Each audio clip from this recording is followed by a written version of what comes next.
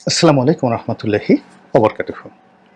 সম্মানিত দর্শক, আপনি যদি এই মুহূর্তে বাংলাদেশের রাজনীতি নিয়ে চিন্তা ভাবনা করেন, ভারতের সঙ্গে বাংলাদেশের সম্পর্কের কথা চিন্তা করেন, বিএনপির সঙ্গে ডক্টর ইউনূসের সম্পর্কের কথা চিন্তা করেন, বিএনপি এবং জামাতের সাম্প্রতিক সম্পর্কের কথা চিন্তা করেন এবং শেখ হাসিনা ভারতে কিভাবে আছেন তারও যদি একটা সমীকরণ দাঁড় করানোর চেষ্টা করেন, আপনি স্পষ্টতই বুঝতে পারবেন যে প্রায় সব পক্ষই অনেকটা হতচকিত, সিদ্ধান্ত নিতে পারছে না এবং সবকিছু এলোমেলো। আসলে কোন দিকে যে কোনটা যাবে। প্রথমেই বিএনপিকে দিয়ে শুরু করি। শহীদ প্রেসিডেন্ট জিয়াউর রহমানের সময়টিতে বিএনপির সঙ্গে ভারতের একটা চলনসই সম্পর্ক ছিল, কিন্তু একটা বন্ধুত্ব বলা যাবে না।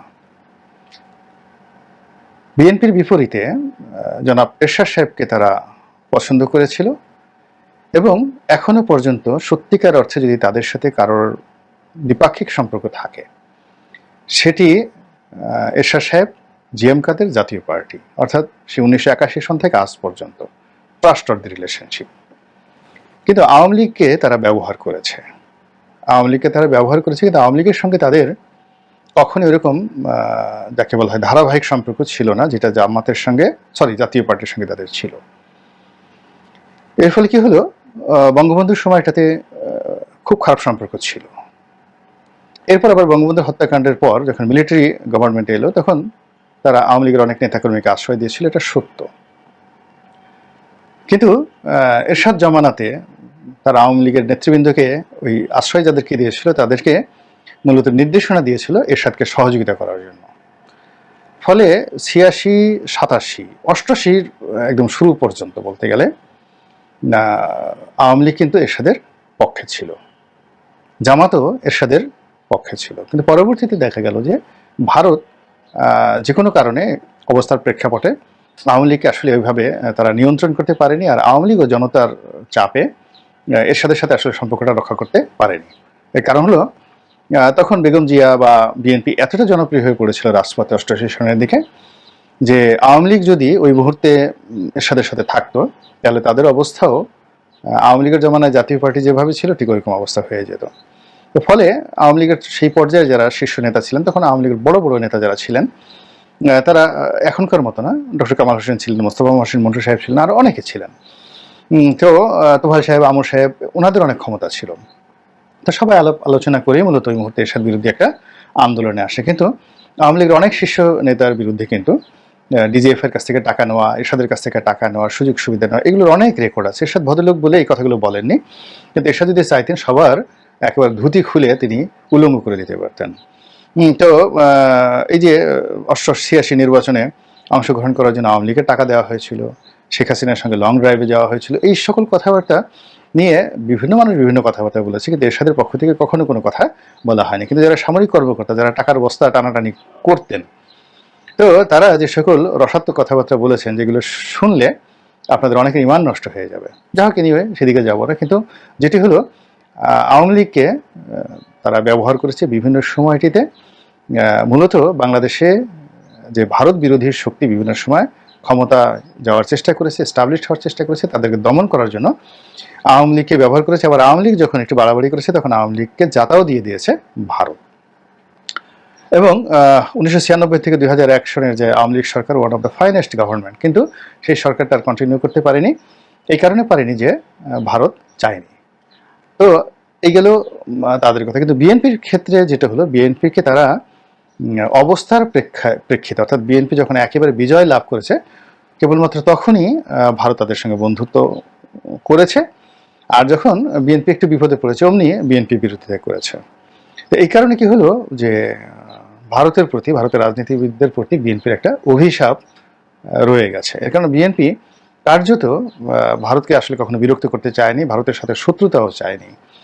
বরং মনমোহন সিং যখন প্রধানমন্ত্রী ছিলেন, তখন প্রাণান্ত তিনি চেষ্টা করেছিলেন বেগম জিয়া যে ভারতের সঙ্গে তাদের একটা ভালো বন্ধুত্ব হোক, এবং বিরোধী দলীয় নেত্রী হিসেবে তিনি ভারত সফরে গিয়েছিলেন। মনমোহন সিং তখন যথেষ্ট সম্মান করেছিল, কিন্তু ভারত সেই সম্পর্কটি রক্ষা করতে পারেনি। পরবর্তীতে যখন প্রণব মুখার্জি ক্ষমতা এলেন, সেই প্রণব মুখার্জি শেখ হাসিনাকে এতটা কাছে টানার চেষ্টা করলেন, সেই টানার কারণে কি হলো, সেখানে পরিবারতন্ত্র, ভারতের রাজনীতিতে প্রণব মুখার্জির পরিবারতন্ত্র এতটা শক্তিশালী হয়ে পড়লো যে প্রণব মুখার্জির ছেলে ঢাকা ক্লাবে বসে আওয়ামী লীগ জমানাতে ব্যবসা বাণিজ্য ভাগাভাগি পর্যন্ত করতেন, এবং অনেকের রাজনৈতিক ভাগ্য প্রণব মুখার্জির ছেলের দ্বারা নির্ধারিত হতো। এটি সে প্রণব মুখার্জি যতদিন রাষ্ট্রপতি ছিলেন পুরো সময়টাই তার ছেলে কলকাতাতে, দিল্লিতে মাতুব্বারি না করে এই ঢাকা ক্লাবে বসে বাংলাদেশে বসে মাতুব্বারি করতেন, এবং প্রণব মুখার্জি ছেলের সঙ্গে কারোটা ছবি থাকলে, সম্পর্ক থাকলে সে নিজেকে রাজা হিসেবে মনে করতেন। তো যাই হোক, এই যে একটি অবস্থা, এরই মধ্যে বাংলাদেশে যে গণ অভ্যুত্থান হয়ে গেল, আপাতত ক্ষমতায় আছেন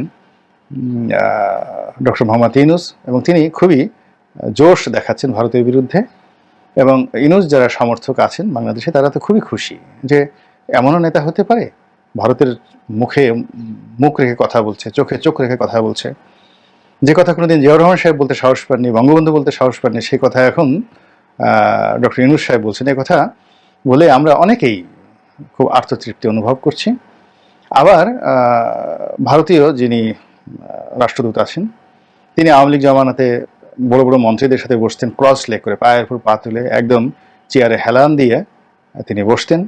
আর এখন তিনি একেবারে কাছুমাছু করে, মাথা নিচু করে, দু পা ভাঁজ করে পিছনে দিয়ে বসছেন। আর আমাদের যারা উপদেষ্টা মণ্ডলী রয়েছেন, ছোট হোক বড় হোক, সবাই পায়ের উপর পা তুলে একেবারে বাপের বেটা সাদ্দামের মতো তারা বসছেন। এবং এই দৃশ্য দেখে আমরা অনেকেই বলছি, হ্যাঁ হ্যাঁ, সরকার হলে তো এরকমই হওয়া উচিত, বাপের বেটা দেখো, এখন ভাব দেখাও। এখন পায়ের উপর পা তুলে ইন্ডিয়ান এম্বাসি লোকজন একটু বসুক। এই সরকারকে অনেকে কিয়ামত পর্যন্ত চাচ্ছেন যে এই ভারতকে উচিত শিক্ষা দেওয়ার জন্য এরকমই আসলে অ্যাটিটিউড হওয়া উচিত। যাই হোক, এটার ভবিষ্যৎ কি যা কি, এটা আমি একটা ছোট উদাহরণ দিই। সেটা হলো আমেরিকার ব্লু প্রিন্ট হয়ে গেল, তারা আক্রমণ করবে ইরাক, এবং ইরাকের যে অপারেশন ডেজার্ট স্টর্ম, সাদ্দামের বিরুদ্ধে যে প্রথম যুদ্ধটা হয়েছিল, তো সেই যুদ্ধে কিন্তু তারা ইরাক আক্রমণ করেনি। তো সেই যুদ্ধ শুরু করার আগে তৎকালীন প্রতিরক্ষা মন্ত্রী রামসফেল্ড এবং আমেরিকাতে যে কজন খুব যাকে বলা হয় প্রমিনেন্ট প্রতিরক্ষা মন্ত্রী in the history of America, তার মধ্যে রামসফেল্ড অন্যতম। তিনি যুদ্ধ শুরুর আগে একেবারে শেষ বার্তা হিসেবে তিনি সাদ্দামের কাছে গিয়েছিলেন, এবং সাদ্দাম ঠিক এইভাবেই একটা ভাবসাব দেখিয়ে তিনি তার সঙ্গে তুচ্ছতাচ্ছিল্য করার চেষ্টা করেছিলেন। আর রামসফেল্ড ওটাকে এনজয় করার জন্য তিনি তার সামনে বলতে গেলে বসেনই নাই, মানে আমরা যেভাবে হুজুরদের সামনে দাঁড়াই ওভাবে তিনি হাত জোর করে তিনি দাঁড়িয়েছিলেন। এর পরিণতি আমরা জানি, যখন কোনো সুপার পাওয়ার, শক্তিশালী ব্যক্তি, প্রাণী মুহূর্তের মধ্যে তার যে শক্তিমত্তার যে উল্টো জিনিসটা তারা করে ফেলে, ইট মিনস তারা একটা বড় কিছু করার জন্য প্রস্তুতি নিচ্ছে। আপনি আপনার নিজের দিকে দেখেন, আপনি যখন কাউকে একটা থাপ্পড় মারতে চান খুব হালকাভাবে, তখন আপনাকে কিন্তু হাত পেছনে নিতে হয় না, আস্তে করে আপনি একটা চড় মেরে দেন। কিন্তু আপনাকে যদি জোরে একটা থাপ্পড় মারতে হয় তাহলে আপনাকে হাত পেছনে নিতে হবে, এবং যত বেশি পেছনে নেবেন আপনার থাপ্পড়টা তত বেশি শক্তিশালী হবে। একইভাবে ঘুষি, আপনি যদি কাকে ঘুষি মারতে চান সেক্ষেত্রে আপনার হাতটি পেছনে আনতে হবে। এখন এই যে ভারত যে ব্যাকফুটেজে চলে গেছে, ভারত আসলে এখানে ব্যাকফুটেজে যাওয়ার মতো ভারতের একটা সিঙ্গেল জিনিস নেই। আমাদের রিজার্ভের একটা অংশ ভারতে জমা আছে এখন পর্যন্ত। আমাদের ব্যবসা বাণিজ্যের অলমোস্ট 38%, চীনের চাইতে আমরা এখন আন্তঃ ব্যবসা ভারতের সঙ্গে বেশি করছি। আর সীমান্তে যে চোরাচালান অন্যগুলো যদি ধরেন, তো অলমোস্ট বাংলাদেশের ট্রেড অ্যান্ড কমার্সের অলমোস্ট 60% এখন আমরা ভারতের সাথে করি। এই মুহূর্তে ভারতের যে ইনভেস্টমেন্ট রয়েছে বাংলাদেশে, এবং যত টাকা ভারত আর বাংলাদেশের কাছে পাবে, এগুলো নিয়ে যদি ভারত খেলতে চায়, পুরো বাংলাদেশের আন্তর্জাতিক ট্রেড অ্যান্ড কমার্স বাংলাদেশের জন্য বন্ধ হয়ে যাবে জাস্ট 1 মিনিট। এরপর বাংলাদেশের যে কৌশলগত জায়গাতে ভারতের যে ম্যান পাওয়ারগুলো রয়েছে, এবং বাংলাদেশ ব্যাংক থেকে শুরু করে অন্য সব জায়গাতে ব্যাংকিং সেক্টরে ভারতের কোম্পানিগুলো যেভাবে সফটওয়্যার সাপ্লাই দিয়েছে, যদি ভারত চায় যে বাংলাদেশের সাইবার অ্যাটাক করবে বা ডিজাস্টার করবে ব্যাংকিং সেক্টরে, এটা 1 মিনিট। তো সেগুলো না করে তারা চুপচাপ হয়ে পায়ের উপর পা তোলা উপদেষ্টা আছেন তাদের সামনে কাছুমাছু করে বসছেন, এই লক্ষণ কিন্তু ভালো নয়, নাম্বার 1। নাম্বার 2 হলো যে এই মুহূর্তে ভারত সংগতকারণী তাদের যে চরিত্র, সেই চরিত্র অনুযায়ী বিএনপির সঙ্গে তারা সম্পর্ক স্থাপন করবে, কিন্তু বিএনপির সঙ্গে তারা কোনো কথাবার্তাই বলছে না। তারা জামাতের সঙ্গে কথাবার্তা বলছে, জামাতের সঙ্গে বন্ধুত্ব করছে, এবং জামাতও ভারতের বন্ধুত্ব লাভের জন্য একেবারে উদ্গ্রীব হয়ে পড়ছে। এটির লক্ষণ কিন্তু ভালো নয়। এরপরে তারা শেখ হাসিনাকে নিয়ে খেলছে, মারাত্মক খেলছে। প্রথমত তারা এমন একটা ভাব দেখালো যে তারা শেখ হাসিনাকে আশ্রয় দেবে না, তারা সেখানে তাকে পাঠিয়ে দেবে বেলারুশ বা অন্য কোনো দেশে। তারপর শেখ হাসিনাকে নিয়ে সমস্ত রাজনৈতিক কনসাস তারা তৈরি করলো, এবং শেখ হাসিনাকে কয়েকদিন ফ্রি মুভমেন্ট করার সুযোগ দেওয়া হলো। তিনি সেই ডক্টর মানে সাবেক যে ভারতের রাষ্ট্রপতি প্রণব মুখার্জি, তার বাড়িতে গেলেন, সেখানেতে তার পরিবার তাকে দাওয়াত করে খাওয়ালো। সেই দৃশ্য আমরা এখানে দেখেছি। তিনি ওপেনলি সেখানে বক্তব্য দিলেন, এবং সেখান থেকে তিনি বাংলাদেশের অনেক আওয়ামী লীগ নেতাদের সঙ্গে টেলিফোনে কথা বললেন, সেগুলো ভাইরাল হয়ে গেছে। তার ছেলে জনাব জয়, তিনি আমেরিকা থেকে হুমকি দিলেন যে তিনি আসবেন, তার পরিবার আসবেন, তিনিও ভারতে যাবেন। তো এই ঘটনার পরে আবার ভারত চুপ হয়ে গেল, আর একটা চুপ হয়ে গেল, আর একটা সিদ্ধান্ত নিল। বারবার তারা শুধু সিদ্ধান্ত পরিবর্তন করছে। এরপর তারা শেখ হাসিনাকে আশ্রয় দিল, এবং তারা ওন করলো। ওন করে শেখ হাসিনাকে জেড ক্যাটাগরির তারা প্রোটেকশন দিয়ে তারা তাদের মতো করে তাকে এখন লালন এবং পালন করছেন।